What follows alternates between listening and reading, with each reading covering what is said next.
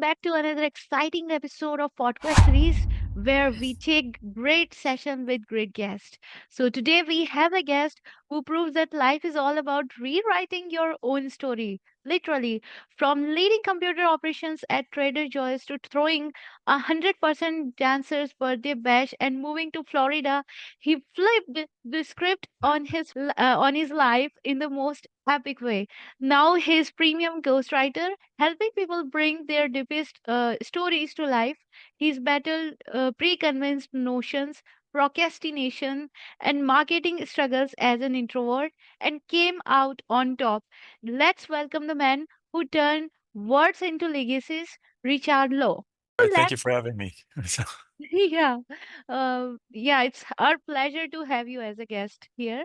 So, you left a stable job at a Trader Joe's to become a ghostwriter. What was the craziest reaction you got when you told people about your plan? Well, it was precisely that. You're crazy.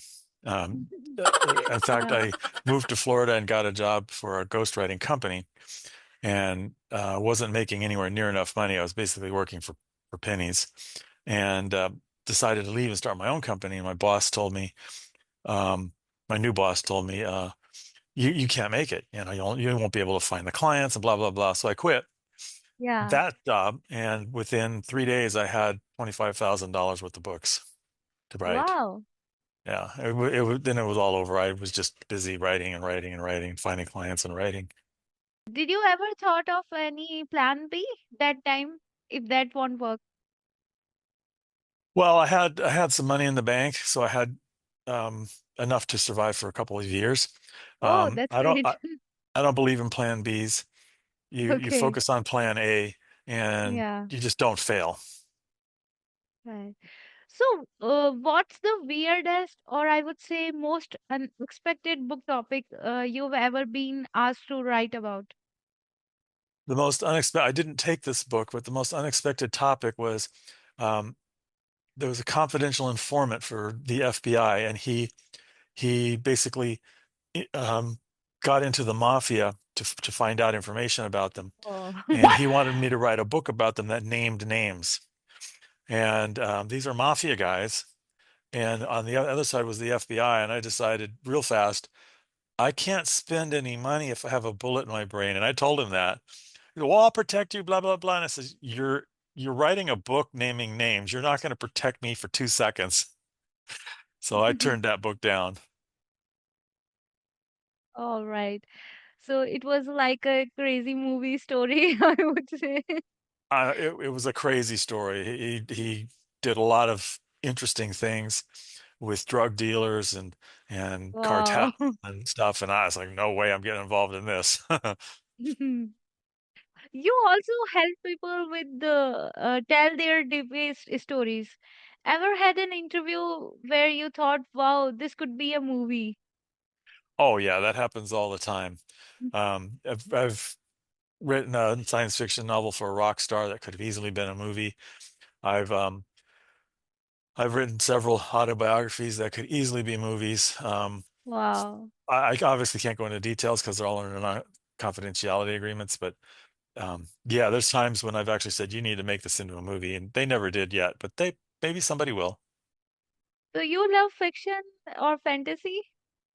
I like science fiction and fantasy, and one of my goals for myself is to write one book in each of 12 different genres, so science fiction, fantasy, romance, westerns, etc.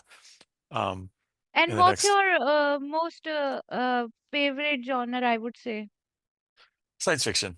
That's the Science. one. I've written one for a client, and I've written one for me, and plus a bunch of short stories. That's probably the favorite.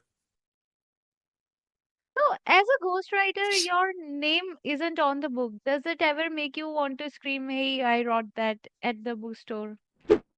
The only time that happened that I wanted was really sad that my name wasn't on the book was when the book wound up getting $30 million in profits from the book.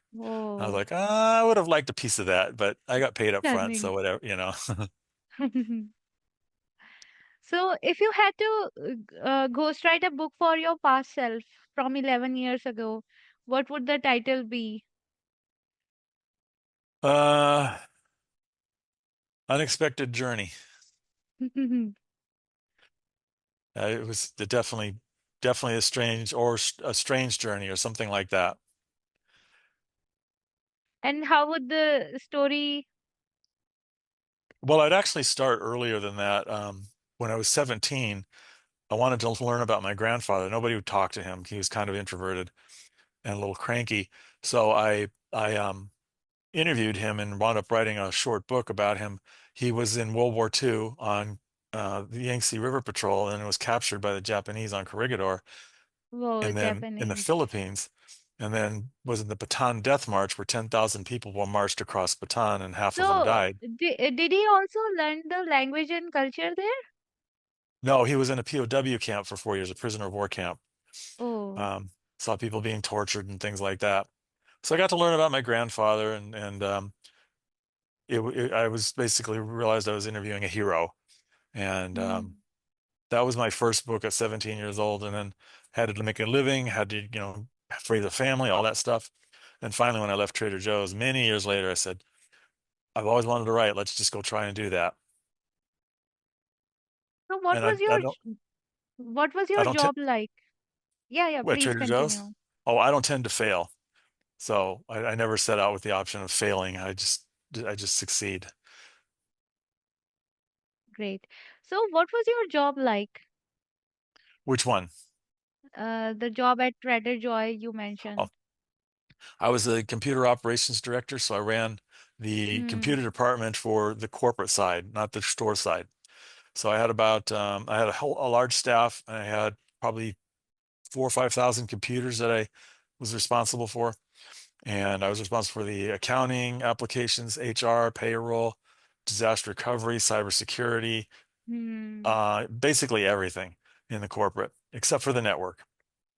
So that was a big job, and it was very stressful. And I breathed a big sigh of relief when I finally walked out the door. Hmm. So, was it like a toxic environment? Well, it was a typical corporate environment, Yeah, which tends to be toxic to people who are creative and not necessarily fit in the mold. There wasn't anything horrible stressful about it. also. It Yeah. was, well, I was on call all the time, 24/7. I worked Christmas, I worked New Oh, Year's, I worked my birthday. I was working when my wife was in her deathbed. I was on the oh. phone just because that's the way the job was. Yeah, we can call it toxic then. So, It was what it was. I didn't think it was toxic at the time. Let's put it that way. yeah. So, was writing always your passion, or you Yeah. realize it later? Well, it was always something that I liked to do. I always took the writing projects on through my career that nobody else wanted, usually technical stuff. And it was always in the back of my mind that I should do this when I retire.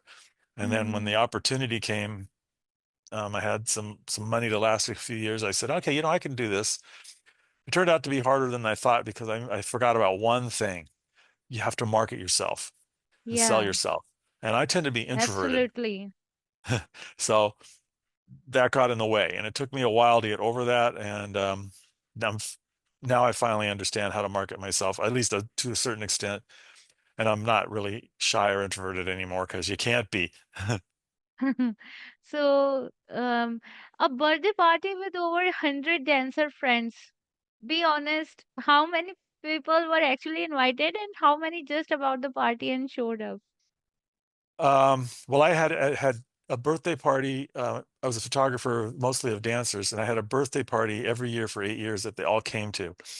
And the first one was Okay. in a pirate shop, and I had probably 40 dancers come. The last one that I went to was my going away party when I moved to Florida, and I had 260 dancers come over 2 days Hmm. at two different places. One in a kind of a large bar with a stage, and the other one I rented a hall, literally a town hall, and 150 dancers danced there. That was fun. It was a fun times. And most of So, them, I invited them. They of course brought their friends along, and we had a good time. so what was the weirdest moment there? Any kind of uh incident that happened that time? The weirdest moment at the parties? Yeah. Um, none of it was really weird. It was just that we had a good time. I always made sure there was food, so I hired a caterer, usually something ethnic. There was a Turkish dancer who also ran a food place. There was other types of food. I made sure there was a place for them to change. Um, Rented the venue. I made sure Okay. everything was set up, so they really, really liked it, and Okay. they came every year. Of course, I was just friend. We were friends, so it was fun. And then I went to all their shows and photographed all of their shows. So I Great. photographed 1,200 shows. Great. So, as a photographer, what's the first thing that made you realize that you are good at this also? And what was the first moment you captured? Well, the first thing that made me realize I was good at it when I was photographing a show of, and it was a show at the Renaissance Fair of belly dancers, and Hmm. one of the dancers, the head dancer, came up to me and invited me to sit in the front row center because they really liked my pictures. That's which I've been putting on the internet. And they Great. really, really liked them. So they gave me a reserved seat at every show after that. And her name was Marjani, and she's a pretty good friend. She's an interesting lady. She's got like a bone through her nose and all kinds of tattoos and piercings and stuff. I was super conservative then. So for a while there, she scared the hell out of me. But we became really good friends. And I even Oh. got tattoos after a while. So, were there any stereotype in your mind about those tattoo lady? Um, from my upbringing, that tattoos were just wrong, and people who did it Yeah. were just not right Yeah. in the head, maybe. That was Right. probably a stereotype, but I outgrew that pretty quick. Hmm. So, what's been the most Florida man moment you have witnessed? Florida man moment. I don't know if it'd be a Florida man moment, but when we had the hurricane this last year, there was alligators on my porch and a Oh, cougar, or excuse me, a bobcat in the tree, right, just like yards from me, um, looking at me like, "Can you help me down?" I'm like, "You're a bobcat. You can stay up there. right. Stay away from me. I'm not going to help a pissed off bobcat." Then what happened after that? Oh, well, the water resided and it's, lowered and the Okay. hurricane stopped and they all went their various directions. I stayed in the house because I wasn't going to go fight alligators. Right. If you ever seen an alligator, they're pretty fierce. So did you click that picture also of that moment? It was in the middle of a hurricane. I didn't even think about it. Okay, fine. So from leading computer operations to ghostwriting, what's the biggest skill you had to unlearn or relearn? The biggest issue that I had was introversion and shyness. And the skill is learning how to market, learning how to present myself in a way that doesn't seem arrogant, that Hmm. isn't arrogant, but is real. It's arrogant to say I'm the best ghostwriter in the world. That's Yeah, just first of all, it's probably wrong. There's better ones than me, obviously. And but you want to say that I'm super good without saying I'm super good necessarily. So coming up with that skill of learning how to market myself without going over the edge is tough, especially for somebody who, I mean, there have been times when I haven't talked to a single person in months. The yeah. pandemic came and they locked us down. I'm like, okay, fine. I'm in my house. I don't care. Lock it down all you want. I don't even leave here. Yeah. So that was the hardest thing to overcome and the hardest skill to learn. I didn't relearn it. I had to learn it. And I'm learning new stuff about it every day. Now I'm doing these podcasts and I could never have done this before. Great. So, as a ghostwriter, I would want to ask, what type of one skill set that makes you a good writer? The ability to capture the emotions of Hmm. my client. That's what I do. That's what makes it better than AI. AI can put facts down. It can write, a pretty crappy piece of text, a Yeah, story, but it doesn't get a person's heart. And that's what I right. do is I get their heart and I put it into the book and then they die because they don't have a heart. No, kidding. I take their soul, their beliefs, their emotions, and I write that. So even if we're writing a business book, I have to make it interesting, and I want to put them into the business book. So, which was your best project of life? Best project in my entire life. Hmm. Well, there were probably two. The first was at Trader Joe's, and I led the digital transformation project for Trader Joe's. Do you know what digital transformation is? That's Yeah. they went from paper, everything on Hmm. paper, and these old 1960s NCR machines to computers. Yeah. And I was the one who led that, or one of the leaders of that. And that was very fulfilling because nobody, I mean, it was something that really wasn't done at the time. It was the very beginnings. This was years ago. And then the other one was a book for a lady named Doris. And Doris came to me. She was 70 something years old, and she wanted to take her dreams, which she'd written down throughout her life. So she brought me this box of paper, about this high paper, and said, Interesting. I want you to write this up into a novel. I'm like, oh God, I got to read all that stuff. Right. And her sister transcribed it for me, and I skimmed through it, and we came up with a novel. And I wrote her a novel called Gators in the Soup. It's on Amazon, and the it was her lifelong dream to do this. And when I handed it to her, the paperback version, she basically said, um, "This is almost as good as feeling, almost as the emotions are almost the same as when I held my newborn child in my hand for the first time." And Okay. that's when I knew I was in the right profession. Yeah, that was life changing. So, how many days you took to, I would say, transform the script she provided to a book version? It took 15 months, but it was, Oh. I don't work on one project at a time. I work on six or seven Hmm. sometimes. So and I gave her a really good rate. So I worked on it, a couple hours a day for that time, and a lot of interviews and a lot of looking at those transcripts. That was tough because And they they, were they were handwritten notes she wrote as she woke up. oh, handwritten Oh writing. yeah. So, Yeah. there's another belief I would say that writers don't get paid much. So, is it true? No, a writer can get paid like any other job. It's based on their experience, their skill set, Hmm. and so forth. It's really based on how well they present themselves. Right. So if you walk in thinking I'm worth, a penny a word, we often charge by the word, then you're going to probably get paid a penny a word. If you walk in knowing that I'm worth $2 a word, you may very well get it. You might have to settle for something less while you're paying the bills, but it's that confidence that gets you clients. Hmm. So you can, but you can't short circuit it with AI.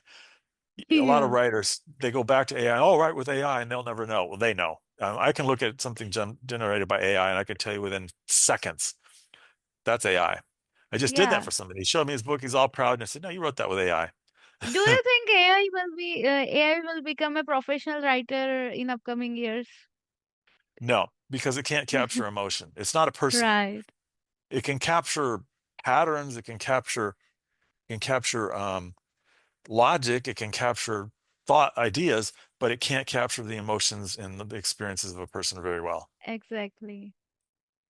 So, you are an introvert who had to learn marketing. So, what was the first awkward or hilarious self-promo moment you had? Oh, just getting on my first podcast, and then he's asking questions, and I'm saying yes, no, Okay. of course, in a flat So, voice. yeah. So, how many podcasts you have done so far? Over 100, well over Great. 100. Yeah, So, so that's why now you can open up comfortably. yeah, and I've even gotten up on stage a few times in front of pretty large audiences, which is something I never would have thought I could do. Wow. So, how do you get clients, new clients? I would say, do you have your own platforms or are you associated with freelancing platforms or just through your offline network? Yes, to all of those things. I've got an Okay. offline network. I've got a very large online network of very large, meaning they're in my ideal audience. That's Hmm. very important when you're building a network. A lot of people just add people like anybody that says, "Yeah, I want to join." But what you want to do is go for that. Who's your client?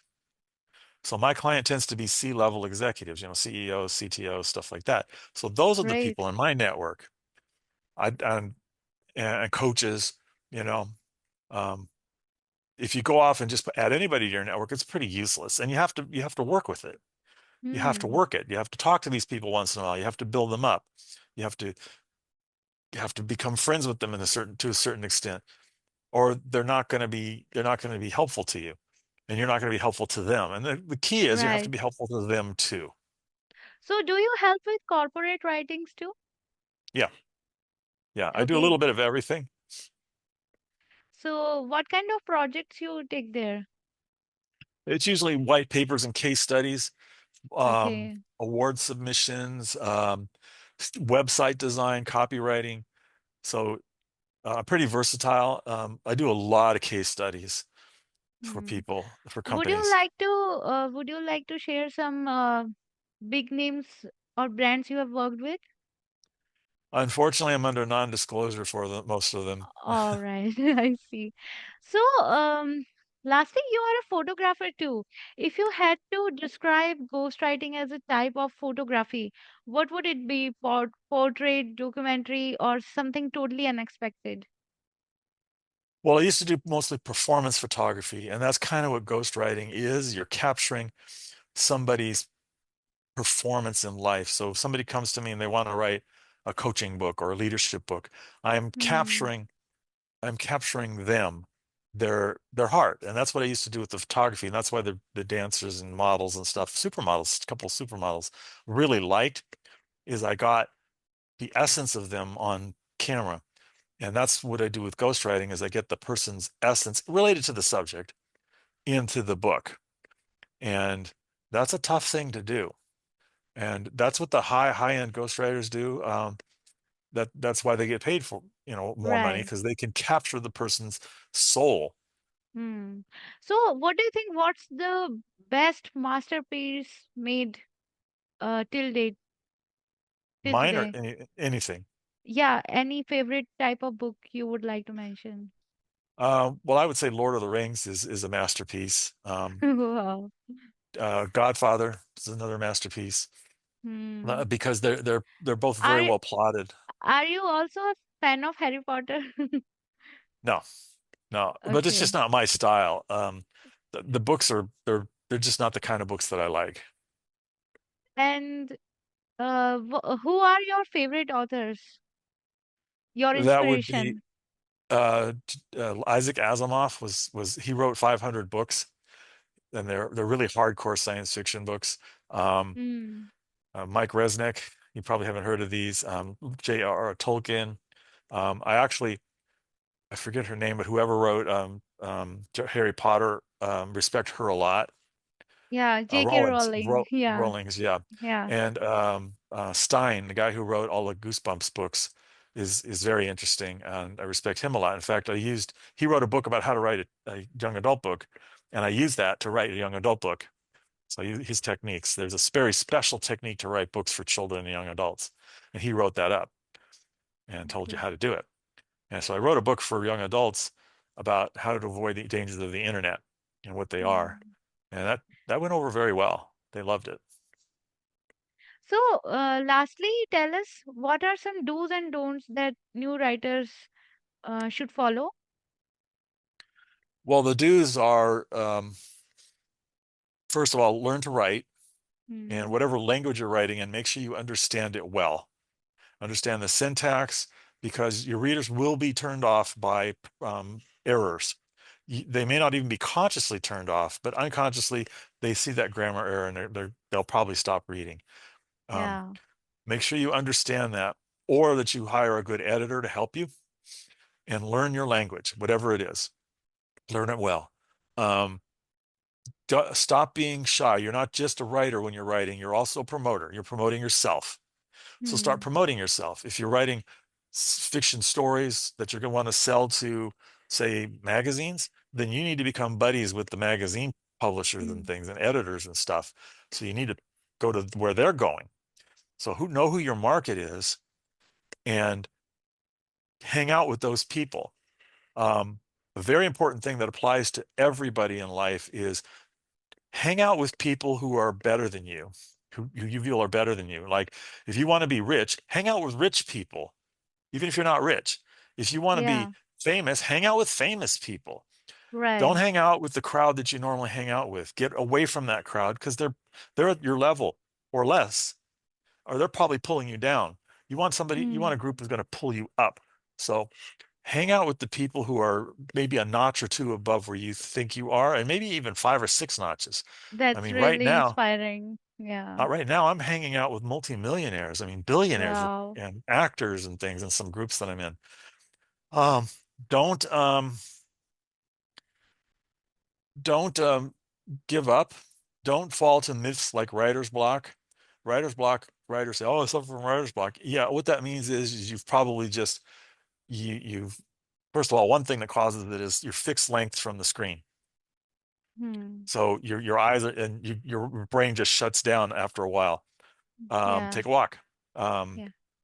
and don't, if you want to really, really learn to be creative, get rid of all the bad habits such as drinking, smoking, Hmm. vaping, all these things. They affect your Yeah. mental stuff. Right. So get rid of those things. Your life will be better. Yeah. You'll have to take care of your mental health as well. Take care of your mental and physical health, and your Hmm. writing will improve. If you're diabetic, stop eating sugar. If you know, whatever, just be healthy, Yeah. and that will improve your writing because your whole life creativity depends on how healthy you are. Okay.